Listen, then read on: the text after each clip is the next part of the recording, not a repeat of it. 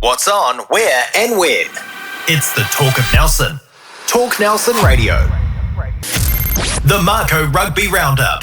Welcome back to another exciting episode of the Mako Rugby Roundup. I'm your host, Chris Butler, and as always, I'm joined by the rugby aficionados. Les Edwards and Sean Davis. How's that? Yeah, that's very nice, good. Very nice description. Yeah, it is. We will talk wardrobe because there's been quite a change. And ups to you, Sean. Well done, mate. You got the colours on. You can see the growth in the shows coming from one corner, and I don't know what's happened to Les. I don't know what's going over here. Just he's had a trim, so we'll give him that. Apart from a beard trim, where's your colours, mate? No colours today, just warmth. In mourning. But that's not all. We have a special treat in store for you today. Joining us is none other than Mel Bosman, the esteemed coach of the Tasman Mako Women's FPC team. Welcome, Mel. Fantastic to have you here.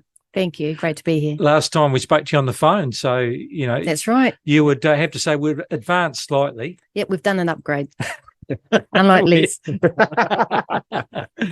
Okay, let's jump right into the agenda for today's episode. First 15 Rugby, the Stuff Tasman Trophy Final, lads, Championship Rugby, and an exclusive discussion with Mel about the upcoming FPC Mako season. But before we get into things, let's take a moment to thank our incredible sponsor, venue sponsor, Shedigans on Bridge Street. If you're looking for a place to talk rugby, enjoy some great company, it's the spot to be, Shedigans on Bridge Street, and it's time for the Shed Chat. How's the week been, Sean? Not too bad, buddy. Yeah, big night Saturday night, obviously, with the All Blacks. Yeah. It was a bit of a good crowd in for that, so a lot of good energy. Followed up, we had the Warriors carry on a bit of a winning way on the Sunday. That was against Cronulla, yeah. And tonight we're looking forward to kick off with the Women's Football World Cup. So that'll keep us entertained for weeks to come. Yeah. And Warriors are back at it Friday, and then the FPC kicks off Saturday night as well. So nice, plenty of entertainment. Yeah. Sure. Great stuff. All right. First 15 Rugby, round 9. Les, how does the lineup look there? Yeah, so the final round of regular season rugby for them. Waimea combined get to play at home, which is great. They're hosting St. Bede's second 15. They're fairly neck and neck on the table, so I'm hopeful that Waimea will get their fourth win at Waimea College, 12 noon on Saturday. In the Premiership, Marlborough Boys College, 4-4, are away to Christchurch Boys High School, who are second on the ladder. And Nelson College, who are 8-0, are away to St. Thomas's. That's going to be an interesting game. St. Thomas 6-2. It won't go all Nelson College's way when they travel to Canterbury. Geez, they're doing pretty well though, aren't they? All the best of luck to the teams. And just on that front, first 15 secondary school women's rugby, is there? First of all, does it exist anywhere? And the second question is, are you aware of any talks about that kind of competition coming into the women's game? Good question. Oh, it is. It's a great question. We've never deemed ourselves the first 15. We always call ourselves the under 18 girls competition. So the great thing about that is you don't need to be at school to sort of participate in the schoolgirls rugby competition. But that's a formidable competition. It's huge for Tasman. We've got a lot of depth in our players. We've got a really strong side at the moment in the Nayland Stoke team that's coming up. We've got a few of our young Mako players in there as well. Right. So, yeah, seeing that competition grow and thrive. I think there's 6 teams in that competition with some really strong depth there. And what region does that cover? Where do they travel to? So when we finish the school competition, the Tasman girls team gets selected to go and compete in the South Island tournament. Right. Yeah, so that's their pinnacle event for them with the other teams around the South Island, which do quite well in. So the top 3 usually. So yeah, wow. Oh, yes. Awesome. Cool. All right, senior club rugby. Congratulations, Central. I'm glad it came from you guys. Back-to-back premiers. Yes. Well-deserved. Yeah. Really tough game. Great game. The Marist supporters bus were very vocal throughout and provided strong support for the Marist team. And at the end of the day, the Central crowd went home smiling. Yeah. 20 points to 16. it was 17-16 with a couple of minutes left. Then finally a penalty to finally put the game away. But yeah, congratulations to Quentin McDonald and his crew. Yeah. It was a beautiful day over there. Burnham really put it on, playing in the sun. It felt like a spring afternoon. It was beautiful, good track, really even game, and a little bit disappointing to go to Golden Oldie scrums, uncontested, whatever you want to call it. But we won't dwell too much. Central definitely put on a good game and were great hosts on the day as well. So tell us about the game. What were your thoughts? Well, there was a breeze, the normal, you know it, Mel, the breeze that goes northwest, so to the Grove Road Tavern corner. That was pretty mild while Marist had first use of it, but they did go to half time with a lead, 16 points to 14. Didn't score again in the second half as the breeze picked up, and to their credit, Central used it very wisely. From then on, Marist sort of had to run it back, if you like, from some distance out. And the defence and the turnover ball that Central were able to get just kept them slightly on the front foot. Yeah. And uncontested scrums, just the scrum couldn't get too many games being played in the front row, just couldn't get the scrums going. Yeah, I'm not entirely sure. We won't dwell, but it was a really good game. Right. Yeah, really good game. A lot of running rugby, and two pretty even teams. Some big defence, and unfortunately we missed out, but we weren't far off on the day. So yeah, happy with the boys' effort. Good season all around. Yeah, good season for both clubs actually. Yeah. I saw Q-Mac afterwards and he said, well, you've done very well for a team that came fourth. Yes, that's right. Which I thought was a subtle subtle but fair jibe. Yeah, although, sort of partway through the season, they were struggling a little bit, weren't they? So, great season. Awesome. Yeah, great. Well done to them and well done done a lot to you of guys. players coming out of that getting named in various rep teams. The Marlborough Red Devils and Nelson Bay's Griffins named their squads, Tasman under-19s, 5 Marist boys and that, some Central lads as well. And then the Mako team being announced and, representation for both clubs in that as well. So didn't manage to catch the game, Mel? Or?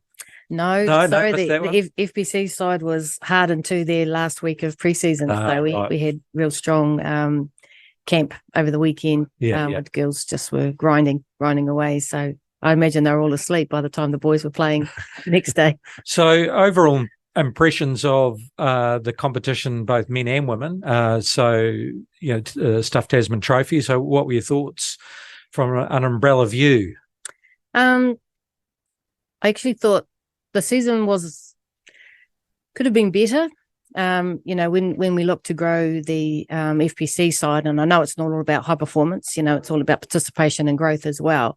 You always want to be sort of punching off a strong foundation of clubs. And we had 4 teams in the competition this year, 2 of which were strong in numbers and 2 of which struggled the entire time. So, often it would have been at over 50% of the time these teams had to go to game on rules, meaning that we had to play with either 10 players or 12 players, and that's not the way we want to grow the game here in Tasman. We also had probably teams that weren't quite developed to where we want them to be. And that's got nothing to do with high performance. It's got everything to do with the safety of the players in the game. So I think there's a lot of growth that can be had there in our competition. But I do think Tasman's taken a lot of learnings out of the year. We've got new management at Tasman Rugby, and they're on the ground now with the women's team in particular, with the women's competition rather in particular. So it's about, finding our feet as a union and giving back to the clubs how they need it. But it also does require the clubs to buy into that as well. And I thought that could have been better from some of the clubs this year. So if, I'd put my bottom dollar on it that next year, we're going to hopefully have a really strong season this year with the FPC. And there's a lot of players aspiring, especially coming through the under-18s competition. If you look at the age grade, the average age of our team, and our Mako squad this year is 20. So, a lot of our players are coming from the schoolgirls, and we've got to nurture that and give them all the skills that they need in order to survive at the FPC. And hopefully with a bit of success, or they see it at the high performance arena, it inspires a few. Absolutely. Absolutely. You know, that's the aspirational pathway, you know, and we've also got Matatu here in the South Island that have had a presence this year in Tasman. So Whitney Hanson's the head of women's rugby down there, and, you know, obviously a very good friend of mine. So we're just building those relations. So the players that are aspiring to go to higher levels can actually see it, physically see it, and believe that it's possible. Les, the men's overall, fairly happy with the men's division? I think they would be. Yes, absolutely. 8, 9 good teams. Muteri, I think, deserve a hat tip from us because they came into the comp. Their goal was to stay in the comp and not forfeit over all the rounds, which they did, and I'm proud of them for that. So, so you know, your goals can certainly be different, but you know, obviously the competition, the provincial competition, the Tasman Trophy was quite strong. And then the next question is, can all of the clubs come back next year and maybe add another? That will be that'll be the work-ons over summer. Yeah, for sure. Yeah, bridging that gap, like with the top half and the bottom half of the table as well, you can sort of notice the difference in the team. So, yeah, it's a bit of a gap between some of them, but like Les says, with different goals, hopefully they can sort of pull together over summer and come back stronger next year as well. Yeah, and I know in talking to other sports, they talk about that sort of separation in the competition where you get 3 or 4 sides that are just a class above the others.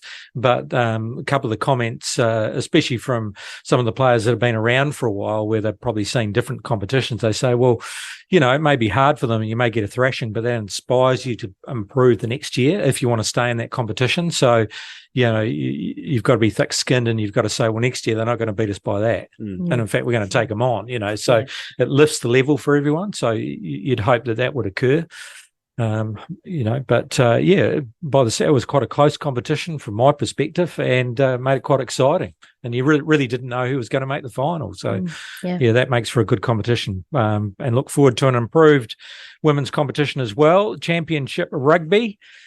New Zealand, well, geez, didn't they do well? I mean, 35 to 20 over South Africa, Mount Smart Stadium. Mount Smart Stadium, a good hunting ground, it seems, for the Kiwi teams at the moment. So, Mel, what were your thoughts on the game? Oh, I thought it was a fantastic showcase of some wonderful flair, something that we want to look forward to for the World Rugby Cup coming up. So I'm sure Fozzie took a lot out of that, and so did the players, building some combinations together that they've yet to see. So I thought it was a good build-up towards that Rugby World Cup. It was great. Yeah. What about yourself, Les? Oh, I was just impressed the way the whole team and Richie Mo'unga in particular handled South Africa's line speed. They found a way to unpick that and create space. And again, for the second test in a row, Shannon Frizzell really stepped up didn't hear to put a claim on that number 6 jersey. Yeah, exactly. Yeah, look, I know a lot of people, well, not like to, but we sort of bag them a wee bit where we can, the All Blacks, but they're pretty impressive. And, you know, World Cup year, they're in a pretty good space. And, yeah, I mean, I tip them 13 plus every game, mate, and coming right, so I'm good. At the final too, I hope. I think we'll put a few people on notice for this year to come. You know, they like to write us off on World Cup year, but do so at your peril. Yeah, well, I was a bit shocked, to be honest. I wasn't expecting that, but you know, all power to Fozzie. I mean, he had them absolutely humming. The only disappointing thing for me, and I'd like someone to explain it to me, in the second half, we decided to kick up an unders, even at one point in our own 22. And in fact, at one point, they scored off it. And we talked about this last year. Why, oh, why, oh, why? Is it just the fact that play it as you see it in front of you, or are they told to do that? Any thoughts? Oh, Mel's the coach. I think there has to be an element of forethought planning to it because, like you say, it's too. We didn't do it in the first half. Yeah. I suppose you're right. It might be something you sort of revert to by default, but yeah, I don't know. I can't. And to me, last year it killed us. It doesn't make a lot of sense, but yeah. Why? Oh, if anything, I would have said that was a trial and error. We'll try. What was it? For want of a better word. Yeah. Yeah, I think tactically, you don't have many games before you get into the Rugby World Cup, and you can't afford to make mistakes there. So that's the only time you're going to be able to try things. So hopefully we can scrap that from the playbook now. Absolutely. Because we look good with ball in hand, didn't we? That's it. If you're making a kick, a 50-50 call, you'd almost back yourself to be better than a 50-50 odds of achieving a better result doing something else. So, well, I can understand it, like clearing it out, and I can understand it if we're in their half. I can't understand it if we're in our own 22. But they have started doing it with short drop kicks in rugby league, off your goal line to try and get the ball back. But geez, it is risky, isn't it? A lot of pressure, especially with a defensive side and attacking side like South Africa. Yeah, because they really stormed back in that second half. Absolutely. And maybe it was a case of, geez, we haven't got too many options. Maybe we need to try this. Yeah. Well, maybe it's just trusting your defence and getting to work in that regard. But never been a fan of midfield bombs, Chris. So no. Hopefully they put at least that tactic away. Australia versus Argentina, and although I thought an improved Australian performance, geez, good on the Pumas. What were your thoughts going this way, Sean? Look, I tipped Argentina as well. He did. In fact, he stopped me mid-track, so I was going on to another subject and said, hey, come on, what's the tip? Yeah, tell us what you're going to do here. And I tipped Argentina the week before, and I lost that tip, and then he won the tip. I just think, I don't know what Australia are missing at the moment. There's something not clicking, or it doesn't matter what situation they get to in a game, it feels like they could lose it regardless, whether they're chasing or defending a lead. You just never feel like they're comfortable. No. And there may be something else going on, I'm not too sure, but they don't look great. They gambled on a 6-2 bench and lost their centre after about 10 minutes. So Ikitau came off, and that meant Quade Cooper had to play the whole game. That's a problem. And that is a problem. That is a problem. Well, I actually thought he played quite well. Personally. I don't think he's an international first 5'8", and certainly not for 80 minutes. So they couldn't bring on their young man, the blonde-headed guy. Anyway, Carter something. Yeah. Awesome player, really talented, but he had to play the full 70 minutes out of position in the centres. The trouble with a 6-2 bench, and you'd know this, Mel, is you cannot have an injury in the midfield, can you? Correct. Because then you're just left with a halfback as your sole replacement for the rest of the game. So, difficult times for Eddie Jones. He certainly lost his cool about halfway through that second half, destroyed all of his headphones. We won't do that to you, Chris. But subsequently, the person who gave him the most jip and annoyed him the most was the fullback Tom Wright, who's now been dropped for the remaining test. So there you go. Eddie Jones pretty ruthless. He'll try and figure out a way to win the Bledisloe, but I don't like his chances. So did you happen to see the game? No, didn't see the game. No, but this time. He did say during the week, watch out, All Blacks. He did. Coming. and I think that's Eddie's game, because, I think part of that is to put the opposition on edge a bit, but also potentially a mindset for the Aussie players. I'm still saying they're not that bad.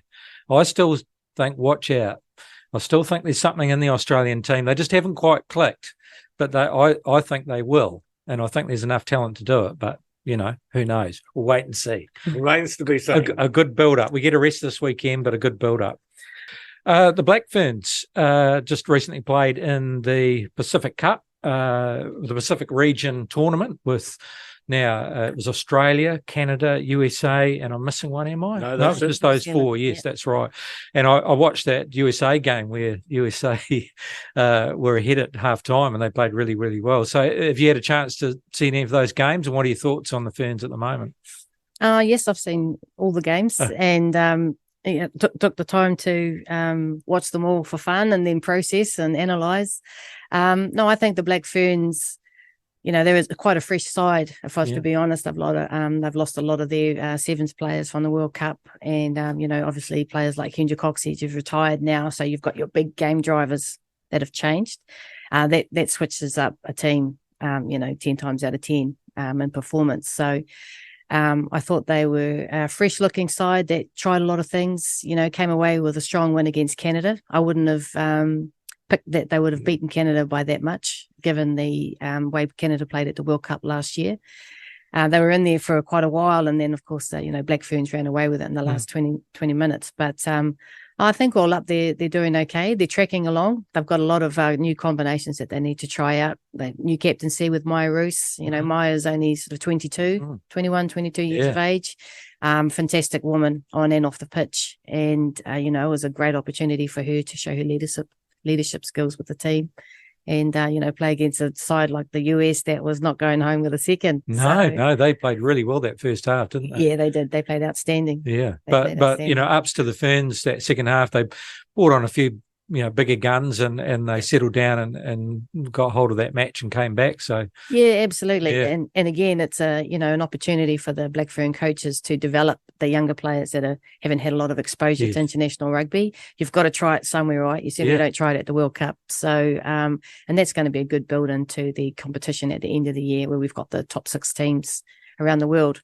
In the women's space coming to New Zealand in October, I think it is October, November. So, yeah, right. Yeah, and that's where Black Ferns were going to have to be on. Yeah. No, I look, to me, it all looked quite promising. I thought they, especially the younger players, I thought they were stepping up. So good stuff. You're with the Mako Rugby Roundup, and our very special guest is Mel Bosman. And Mel is in her 4th season as head coach of the Tasman Mako side in the Whareparma Cup, which kicks off this weekend. So, Mel, you've announced the 2023 Mako squad and had a couple of pre-season games. So how did the team get on in those? What were your thoughts? No, it was good. It was the week straight after finals, so we still had quite a few injuries. I think we had half a dozen players that weren't able to play, but we took them down to Waimate, South Canterbury, which is the home of Billy Guyton. So he and I had organised our pre-season trip back in February this year. So it was a bittersweet trip, if I was to be honest, having to go down there without him, but I can tell you, Tasman was the team that travelled the furthest out of the 4 teams that were there, and we had the biggest crowd. So we had all of Billy's family lined up the sideline. So it was so amazing to see them all there supporting us. So we were first up against Southland, and we put our younger players on, and just to give them a taste of sort of where they sat within the FPC. So Southland would currently sit as the next team that would go into the FPC competition should another team withdraw. And then we played Otago in our second game, and Otago will be the top of the second division. So that's the team we need to take down this weekend. But we did quite well against Southland at the start. We struggled a bit. I think they ran in 3 tries in the first 10 minutes. Oh, wow. So we expected, probably not 3 tries, but we did expect a bit of a dent. Some of our younger players were like, deers in the headlights. But we just let it play on for a little bit longer, just to see if they could carry themselves a bit further. And they did. They were able to pull the reins in a bit better and got a try in. And then we sort of put on some of the cavalry and took Southland down about 8 tries to 3. Oh, wow. Okay, good comeback. Yeah. The second game up, we had Otago, which we played a half. So it was a game of 3 halves down there.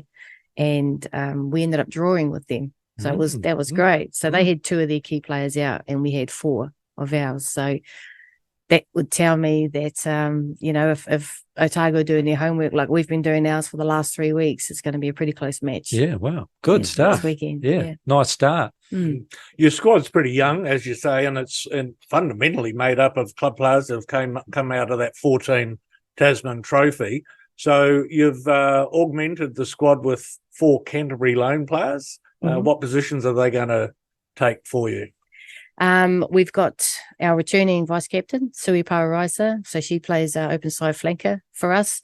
She's been formidable with her leadership as well as what she's capable of doing on the field. Very capable rugby player. Absolutely. And she's supported by Cassie Siatanga, who's our 10 from last year. And Cassie was, player of the year for the Oceania tournament this year for Manisina. So we've got her returning to the play, and we've actually got a 5th loan player coming in, because of the injuries we've sustained over the preseason and at club with our front rowers, our props in particular. So the last 3 are props, just to help us, give us some time to bring our local players up and rehabilitate them and develop them at the same time. So all 3 of those props coming through are also Manusina internationals. So the 5 that we've brought through from Canterbury are all Manusina internationals. So it brings a different dynamic to the team. Yeah. They are high performance proper athletes. They're used to high performance pressure. They've played in the game a long time, and one of those props in particular is an 80-minute player. So that's rare. I think any coach would say a prop that can last 80 minutes. Wrap her up and hide her under your table. Yeah. Don't let her get pinched. So yeah, we feel very blessed to have those women on board, and they'll join us tonight for training. So that we only get them once a week. So that's something as coaches we have to manage. But they do their homework down in Christchurch and post what they're doing down there for the rest of the team. Purely to show each other that we're holding each other accountable, irrespective of whether we are. We are doing the mahi. Absolutely, Yeah. absolutely. So this year our team is extremely strong in their culture, and if I was to pinpoint it, Billy and I used to talk about the mental shift, the mental resilience that was missing in our side, because we've always had such a young side, and we've developed these players. Some of those players I've worked with for 7 years since I've been here in Tasman. I've known them since they were 12, but, they've been in the Mako women's team for 3 years. And it's that mental resilience that tripped us up in our quarterfinals last year against North Harbour, which we had beaten previously. That's something that has just grown exponentially this year. And I honestly believe it's because of Billy. I'm calling it, like I journal all the time, but I'm calling it the Billy Guyton effect. He was formidable for us in our team, and he had a lot of love and just belief in our women, irrespective of where we are on the table. But, he and I believe very strongly that these women can take it, to the next level. And they have, we're no longer playing for their own inhibitions, for their own ambitions. They're playing for Billy. And, when you're in a coach's position like this, you've just got to hold on to the reins as tight as you can and, just take the players where they need to be and guide them. But I can tell you now that these players are fighting under their own steam at the moment. Mm-hmm. Yeah. Okay. So you mentioned season kicks off Saturday against Otago at Trafalgar Park. Yeah. What style of play do you think we should all be expecting from your squad? I think from both sides it's going to be pretty fast. Yeah. It'll be a fast play. It's a fast pitch. We're not going to be going into combat and burning our front rowers' lungs at the breakdown. I think we're going to keep that ball alive and move them all over the field. Yeah, nice. Yeah. And you've got you mentioned a few players, but any other key players for us to all to keep an eye on? Oh, well, one of the combinations that I'm very excited about, certainly Latoya is, being a halfback, is we've got a very strong 9-10 combo. So Lucy Brown joins us from Manawatu. So she's been the starting halfback for Manawatu for the last 5 years. Okay. So we're taking her experience and obviously matching it up against someone like Casey Siatanga. They're both very strong leaders on the field and are driving our team beautifully. So it's not something that we've had before in the Tasman women's team. So I'm excited that we can use that and utilise the forward pack the way they want to be utilised. Nice. Exciting times. Yeah, 2 experienced halves. That's great. Well done. The curtain raiser, under 18 girls game between Queen Charlotte College and Nayland, and you touched on it before. We've talked about the senior women's competition needs a bit of a boost, but in that younger age group, you were suggesting before potentially it's looking quite strong. I think so. Yeah, I think so. There's so many exciting players. I watch them like a hawk because obviously they are our rangatahi coming up into our women's competition. So. Very exciting team. Nayland Stoke a very strong side. Queen Charlotte this first year. Queen Charlotte's had a team, but they've got very strong numbers and they've got some great coaches with some great experience in coaching the game. So those players are learning all the fundamentals of good rugby, and that's what we need. That's what I feel is missing in the women's space. But it's great that our under 18s are getting it. Motueka High School's another one that gets huge development. I always think there's something in that Riwaka resurgence. That that's right. The players that the That's athletes right. that come out of Motueka is because touch outstanding. football, they produce some great teams and sevens players. And, Absolutely. Yeah. Absolutely. Yeah, that's exciting for us. So it's exciting that we've got the opportunity for our under 18s to do a double header with us. Absolutely. Yeah. You made reference to Latoya. That's Latoya Mason, of course, who's joined you as assistant coach. Now, she's an interesting young woman in that she's Kiwi, but went to England and ended up playing 70 internationals for England. So what's she been doing back in New Zealand, and how did you get your hands on her? Oh, Latoya and I have bumped shoulders many times on the pitch together. You know, we played at the same time. So when Black Ferns played England, obviously we were formidable foes. But, you know, obviously her being a Kiwi, you don't want to ruck her too much. But she did grow up in South Auckland with a lot of the Black Fern players that were in the team. So she was like an extended member of our family, really, despite her jersey colour. But Latoya came home just as we were going into that lockdown, and she returned home to Taranaki, where she's got younger sisters that are dairy farmers. So, you know, she's very, very close with her two younger sisters, and moved back there and took up a role with the Taranaki Rugby Union as the high performance manager, as well as head coach of the Taranaki field women's team. Okay. So, I know the caliber of the woman that we were able to secure and bring down here. You know, I had obviously a huge SOS call a few months back, and you know, I really was in two minds about whether I could stay in the game with the team, because, you know, just Billy and I are obviously very close, but I knew if I could get the right person around me to stay in the game, that, you know, I'd be here to kick off, like right now where we are. So, I mean, she's not the only one, actually. We've got a bit of a weapon in our back pocket with Latoya and myself. So Latoya's got a strong, obviously, playing history, very smart, intelligent player and coach. She's, you know, came from a halfback's position, so she knows how to read the play.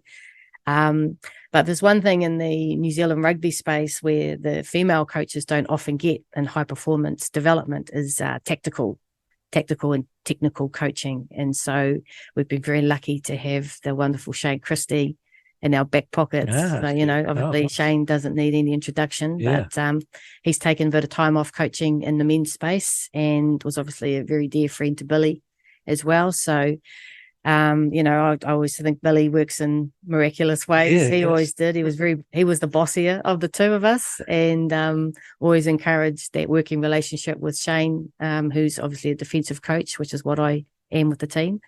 And he's come in and he's been mentoring the both of us, you know, and he's been putting us through our paces, I can tell you that much. But the players at the same time, you know, just responding to him so well as you know, as both Latoya and I are. So very, very lucky to have him. Very grateful. Good squad. Exciting times for sure. So with that in mind, looking across the season to come, what sort of goals and expectations do you set on the squad this year around the season?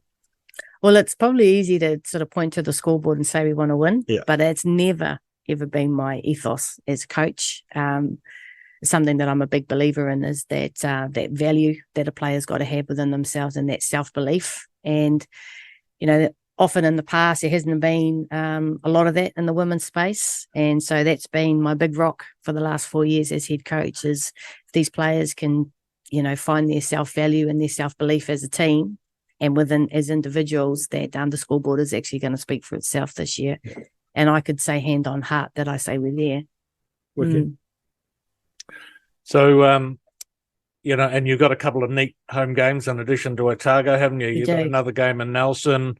That's against Taranaki? North Harbour. Okay. And then Northland over in Blenheim. Yes, that's right. Yeah. So three home games, 2 away games. That's an improvement on last year when it was flipped. Home ground advantage hopefully plays out for you. Yeah.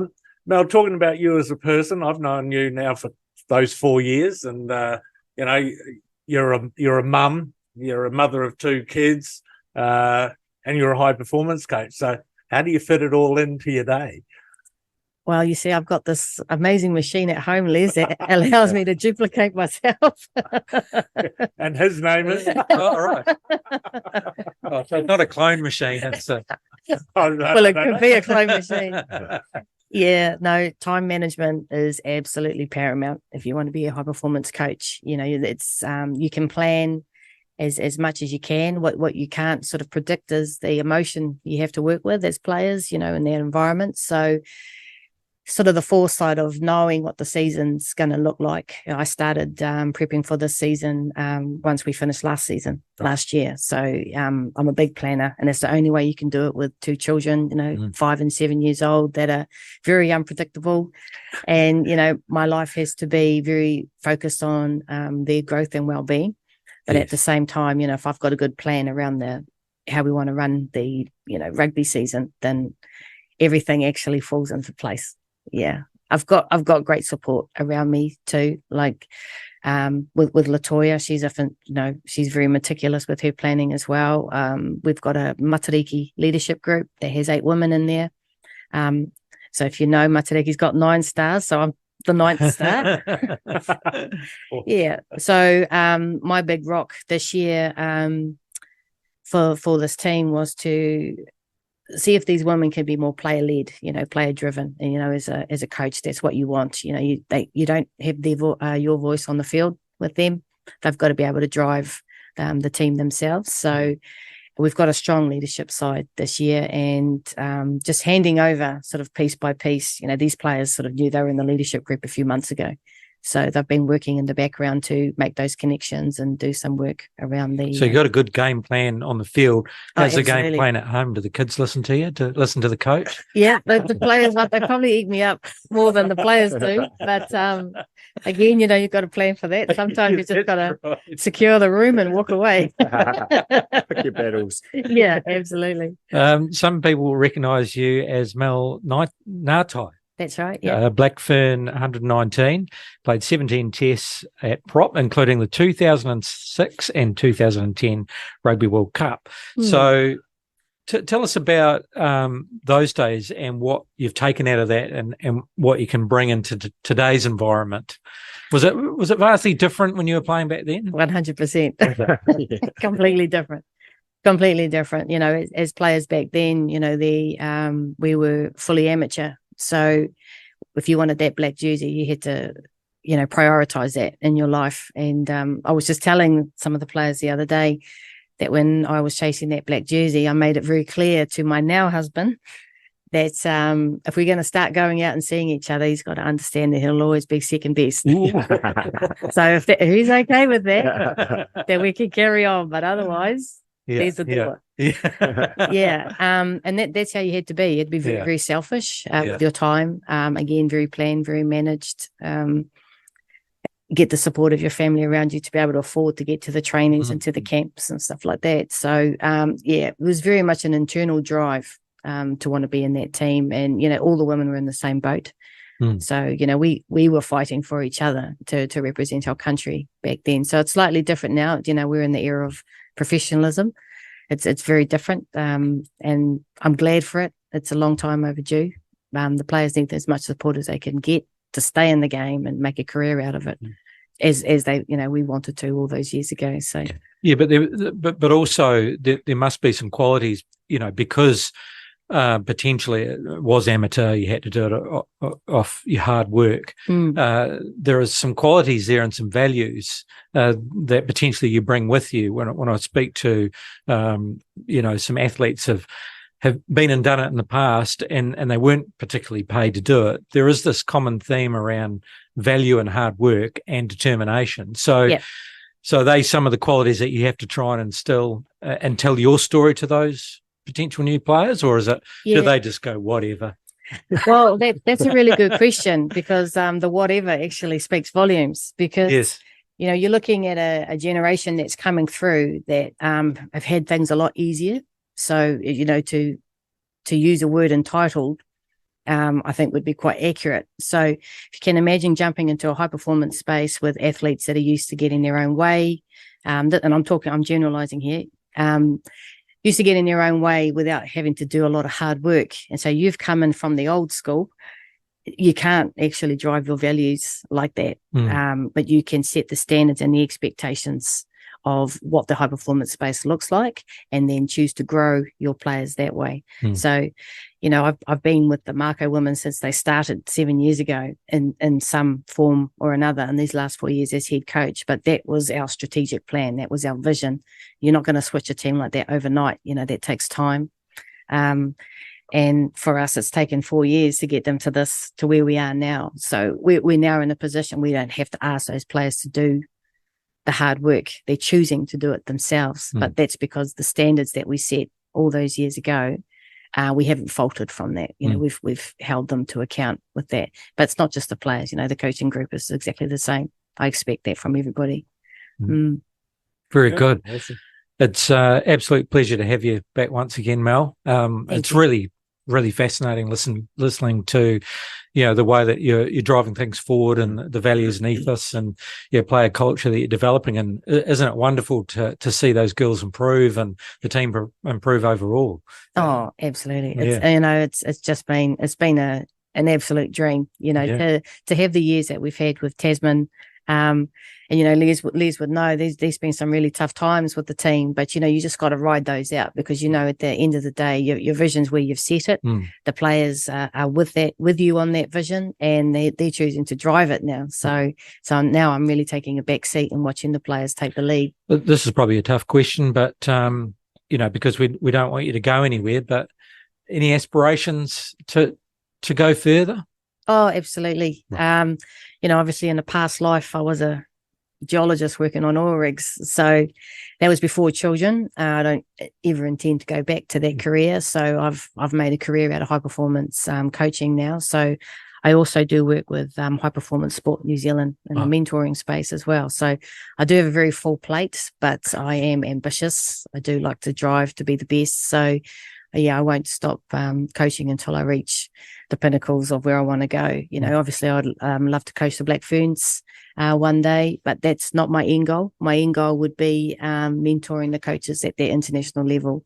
So I'd like to spend my heydays on a rocking chair, being the ones where those coaches ring up and say, hey, this is what's happening. What are your thoughts? Yeah, right. I could sort of pull out from the cobwebs, some experience just to help guide them through these tough times. Yeah. Oh, nice. Oh, good stuff. That's my All right. Absolute pleasure. Good luck. Thank you. Thank you very much. Not only for the season, but certainly for this weekend. We'll be down there to support the girls. So it's fantastic. And fantastic, as we say. Fantastic. That's right. Yeah, fins up. And we look forward to speaking to you again, perhaps towards the end of the season, or certainly if you've got an ear for what's happening next season. So it'd be great to have you back on the show. Great. Thanks for having me. Les, what's going on now? There's nothing to do, is there? There is a bit of rugby, international rugby. There's a Pacific Championship. Japan, Samoa, Tonga and Fiji are playing a 4-country tournament. So that's Saturday late afternoon and evening. So there's that to watch here at O'Shadigan's. And apart from that, there's some British Open golf to look at. And then I might have to do some yard work. Yeah, well, that's right. Yeah, you can't just sit on the couch all weekend. Yeah.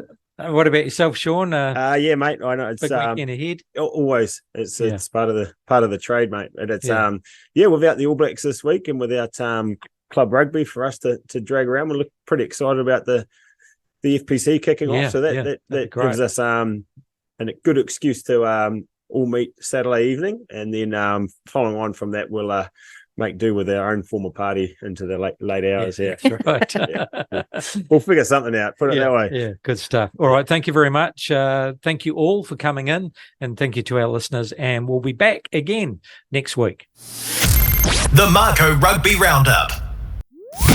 What's on, where, and when? It's the Talk of Nelson. Talk Nelson Radio.